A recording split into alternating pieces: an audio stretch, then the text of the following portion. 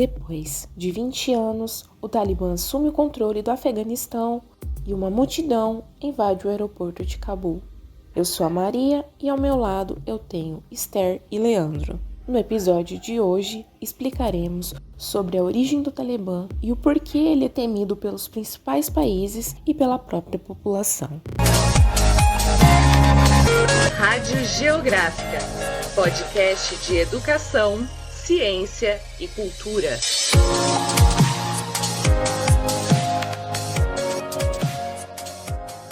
O Afeganistão é um território estratégico que divide a Ásia e o Oriente Médio, com uma grande cadeia montanhosa, como as cordilheiras do Hindu Kush, Pamir e Karakoram, e ao sul um deserto regista. O território afegão tem uma diversidade étnica entre pashtuns, uzbequês e hazarás, e são de religião islâmica, com maioria de sunitas. No campo econômico, o país é valorizado pelas rotas comerciais, campos de papula e hoje oleodutos que transportam petróleo e gás natural, mas é sobretudo um país pobre, marcado pela desigualdade social e econômica. A história afegã é marcada por uma história de invasões de diferentes povos e impérios, como babilônios, macedônios, árabes e, em meados do século XIX, foi invadida pelos britânicos, mas conseguiram resistir. No cenário da Guerra Fria, o Afeganistão retornou ao centro de disputa, agora entre as superpotências Estados Unidos e o RSS. Em 1978, as lideranças do Partido Marxista-Leninista, chamado de Partido Popular Democrático do Afeganistão,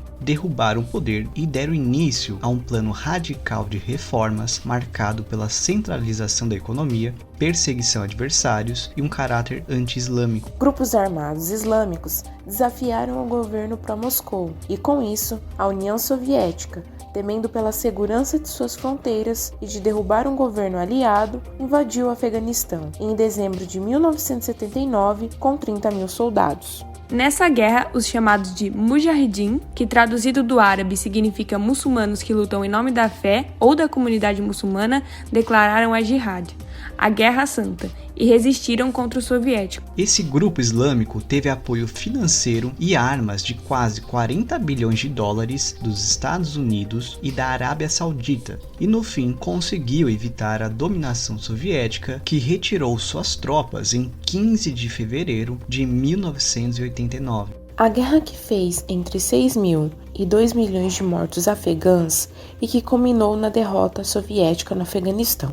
A derrota da superpotência soviética foi comparada com a derrota dos Estados Unidos no Vietnã, pois ambos países achavam que venceriam a guerra fácil. Mas mesmo com a vitória dos Mujahideen, o país afegão caiu numa guerra civil entre 1989 até 1996, pela disputa de poder entre os próprios rebeldes. Nesse momento surgiu a divisão dos rebeldes entre a Aliança do Norte e o grupo que culminaria depois no Talibã. A palavra Talibã é de origem pashtun e significa estudantes, e surgiu no norte do Paquistão. Esse grupo defendia restaurar a paz e a segurança no Afeganistão e Paquistão e impor sua própria versão da lei islâmica, a Sharia. Em 1996, o Talibã conquistou a capital afegã, Cabul, e impôs um regime extremista no país, como uma revolução teocrática talibã, com perseguições e restrições de direitos civis, afetando principalmente as mulheres, que eram obrigadas a usar a burca e que as meninas foram proibidas de frequentar as escolas. O Talibã no Afeganistão voltou aos holofotes após os ataques de 11 de setembro de 2001 ao World Trade Center em Nova York. O Talibã, que dominava 90% do território afegão, foi acusado de ajudar o Osama Bin Laden, que havia lutado ao lado dos Mujahideen contra os soviéticos e que era líder da Al-Qaeda e mentor do ataque de 11 de setembro. Em resposta, os Estados Unidos declarou guerra ao terror, isso é, ao terrorismo, ordenando uma invasão no Afeganistão para derrubar a Al-Qaeda e o Talibã. On my orders, the United States military has begun strikes against Al-Qaeda terrorist training camps and military installations of the Taliban regime in Afghanistan. These carefully targeted actions are designed to disrupt the use of Afghanistan as a terrorist base of operations and to attack the military capability of the Taliban regime. A invasão estadunidense originou a Segunda Guerra do Afeganistão, que retirou o Talibã do poder e estabeleceu um novo governo formado. O país também caçou a Osama Bin Laden até ser encontrado e morto 10 anos depois, no Paquistão, após uma batida das forças especiais americanas. Tonight, I can report to the American people and to the world that the United States has conducted an operation that killed Osama Bin Laden, the leader of Al-Qaeda, and a terrorist who's responsible for the murder of thousands of innocent men, women, and children. Mesmo com a morte do líder, a guerra no Afeganistão não terminou. Além disso, a guerra ao terror expandiu para o Iraque e culminou na designação do governo Bush do Eixo do Mal, que são os países considerados inimigos dos Estados Unidos, como Irã, Iraque, Afeganistão, Síria, Líbia e Coreia do Norte. O governo estadunidense de Barack Obama, bem como seus sucessores, foram pressionados para terminar a custosa guerra no Afeganistão. Obama até anunciou a retirada gradual de tropas estadunidenses até o final do seu mandato em 2017, mas o ex-presidente recuou a retirada em 2015, quando alertou que somente faria a retirada total das tropas se houvesse um acordo com o governo do Afeganistão. Sob o governo de Donald Trump, os Estados Unidos entraram em negociação com o Talibã sem envolver o governo afegão eleito e nem os parceiros da OTAN, assinando em fevereiro de 2020 o Acordo de Doha. And we just signed an agreement that puts us in a position to get it done, bring us down to in the vicinity of 8,000 troops. And I'll be meeting personally with Taliban leaders in the not too distant future. And we'll be very much hoping that they will be doing what they say they're going to be doing. They will be killing terrorists. They will be killing some very bad people. They will keep that fight going. Esse acordo determinava a retirada de tropas e sanções dos Estados Unidos e da coalizão da OTAN. Em contrapartida, o Talibã, por sua vez, concordou em não permitir que a Al-Qaeda ou qualquer outro grupo extremista, como o Estado Islâmico, opere em áreas controladas por ele. O Talibã também concordou em iniciar as conversações de paz internas com o governo no Afeganistão, que de fato começaram em 2020, mas logo se estagnaram.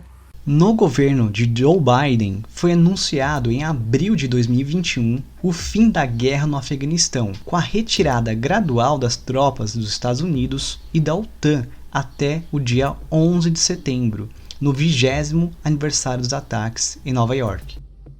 No início de julho, à medida que os Estados Unidos e a OTAN prosseguem com a retirada das tropas, o Talibã começa a atacar e a tomar distritos e principais cidades afegãs, com o avanço da ofensiva talibã.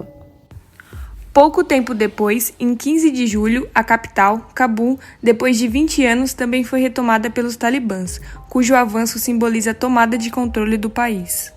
Nesse mesmo tempo, a embaixada americana foi evacuada de helicóptero. O presidente afegão se exila, enquanto milhares de cidadãos com medo talibã lotaram o aeroporto da capital para fugir do país. Os voos civis e militares foram suspensos no país depois de uma multidão invadiu a pista do aeroporto na capital afegã. Em uma das cenas chocantes e tristes, um vídeo de 16 de julho mostra um afegão caindo do alto de um avião depois de se pendurar na parte externa dele. Há muita preocupação mundial sobre os efeitos da retomada do Talibã no país, seja sobre os direitos humanos e principalmente das mulheres, que são mais afetadas com a lei islâmica. A ativista paquistanesa Malala Yousafzai, que sobreviveu ao ataque do Talibã em 2017 em um ônibus escolar, comentou sobre o avanço talibã em 15 de agosto no seu Twitter. Ela disse: "Assistimos em completo choque o Talibã tomando o controle do Afeganistão. Estou profundamente preocupada com as mulheres, as minorias e os defensores dos direitos humanos. Potências globais, regionais e locais devem exigir o imediato cessar-fogo, fornecer ajuda humanitária urgentemente e proteger refugiados e civis. Há também críticas de especialistas e governos sobre os Estados Unidos por permitir a retomada do Talibã. Biden chegou a afirmar que a missão no Afeganistão nunca foi de ficar para sempre, e sim para centralizar a democracia.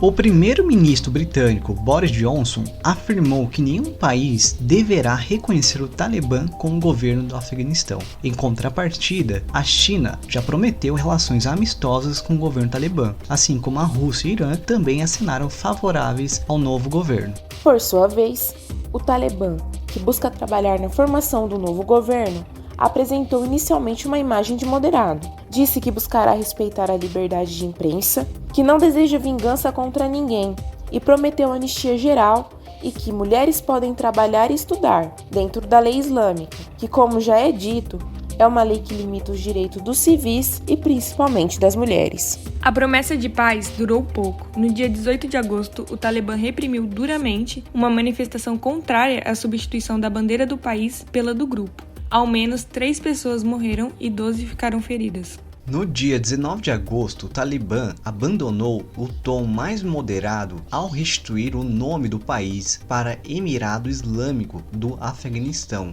o mesmo nome quando o grupo assumiu o país em 96. Além disso, um dos líderes do grupo anunciou que não haverá democracia e que as leis serão fundamentadas nas leis islâmicas, com semelhanças ao governo dele de 96, que tinha uma forte repressão, violência e fundamentalismo religioso. E o nosso episódio de educação termina por aqui, mas o assunto sobre o Afeganistão irá retornar no nosso próximo programa com uma entrevista de um especialista para debater temas de geopolítica e política externa. E até o próximo episódio. Obrigada por acompanhar a Rádio Geográfica. Siga nossas redes sociais.